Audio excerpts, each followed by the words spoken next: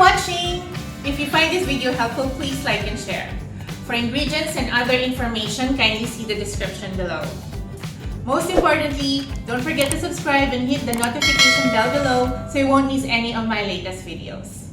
Salamat po!